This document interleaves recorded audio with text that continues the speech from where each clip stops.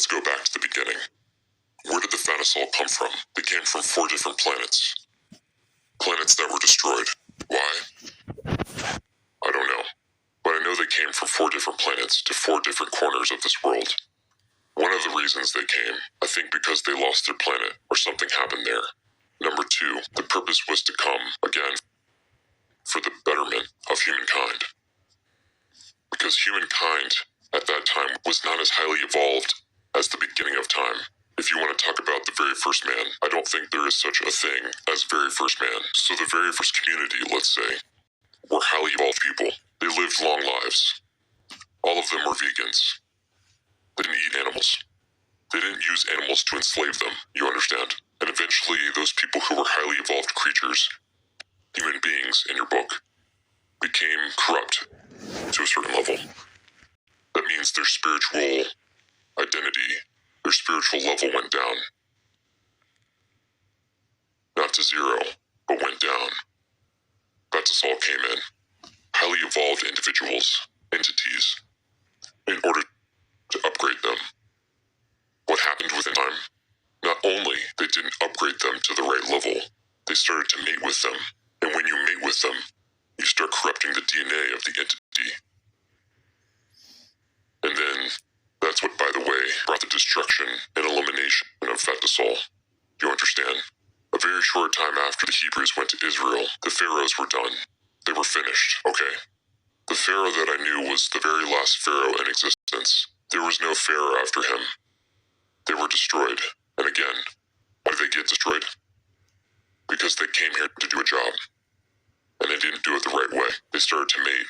And the desire of these entities to do certain things that it's not supposed to do destroyed them. It happens today also if you think about it. Instead of elevating, our society is at a level 0 almost, especially today. Look at the young people.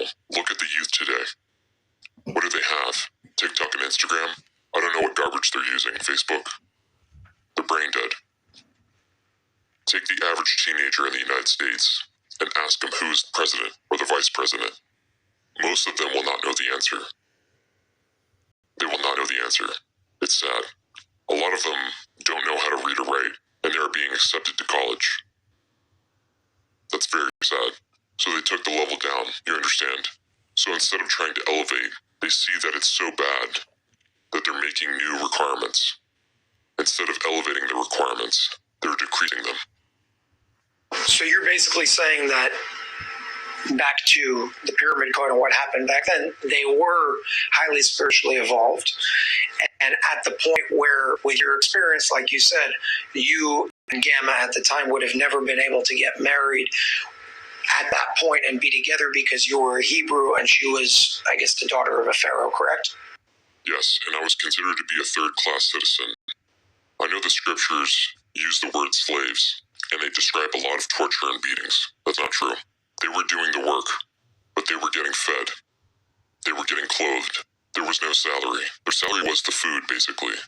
Their shelter was their salary. So they were living an okay life, but without any assets, any money. That's what, by the way, Klaus Schwab wants to do today. You're not going to own anything, and you'll be very happy. They've been brainwashing society already to do that. The pharaohs, the Fatisols of that time, were the controllers. They were the leaders in running the show. They were perceived by the common man as God. This was God for them. They didn't see God in any other way. So it's very important that you understand the psyche at the time. So you're talking about people who were highly evolved spiritually, who are meeting with the exact opposite. I think it was in the last portion of Disclosure, that interview that we did together, you mentioned how, and by the way, your boss mentioned this to me as well, how there was something with the sons of God, a manipulation on the level of DNA with the female essence on Earth, and this whole story that basically created religion as it is and messed up, energy, spiritually speaking, that we now have to get to a point where we can reunite and eradicate that division. Does this have to do with that? Yes. So this genetic manipulation was done through mating or through like a laboratory? No, it was done through mating at that time. And if you pay attention, the very first time monotheism came into play is when Abraham showed up on the scene, many years before that. wasn't a Jew, he was a Hebrew. When the Jews so-called received the Bible from God, as the scriptures are saying, it was the first time that somebody put laws against incest, against certain foods you're supposed to eat or not eat. There were no laws before. Everyone did what the hell they wanted to do. The job of the Fattisol was to create those laws and bring society to a common level and become one, but they never succeeded. So at a certain point, the Hebrews came in with the Bible, and in there we have laws. For example, when a father had intercourse with his daughter, before that time it was okay. Brother and sister was okay. This was all okay. The Bible was the first time that something came in and said, no, stop. There are rules and regulations. You cannot have intercourse with your daughter. You could not have intercourse with your brother. So suddenly they came in. The rules and regulations were supposed to be set in place by the Fattisol through spirituality, not through putting the law of the land and force people to do things. Not only did they fail, they started to contaminate themselves. And mating is part of the problem. Yes, mating is part of it. Not the only problem, but it's part of it. Food is another thing. If you go back to the scriptures, everybody in the beginning of time was a vegan, and it says specifically in the Bible, once you reach the days of Noah, after the big flood, suddenly God comes in and gives you the new rules and explains that he's not giving you a present. It's more of a punishment because it was a very corrupt society. And this is the first time he's bringing the laws of what we call kosher. It's all a bunch of bullshit. It's another con job to make money and to control the people and to control the masses and divide the people. So suddenly you have Judaism, and then suddenly came Christianity. And in the day Christians are blaming the Jews for killing Jesus. They just forget that Jesus was born a Jew and died a Jew. He never heard the word Christianity in his life. But people are killing each other over this. You sure you want to go there right now with Jesus? No, I just mentioned him briefly. I don't want to discuss Jesus. Why don't we touch up with whatever you're comfortable with sharing on that note?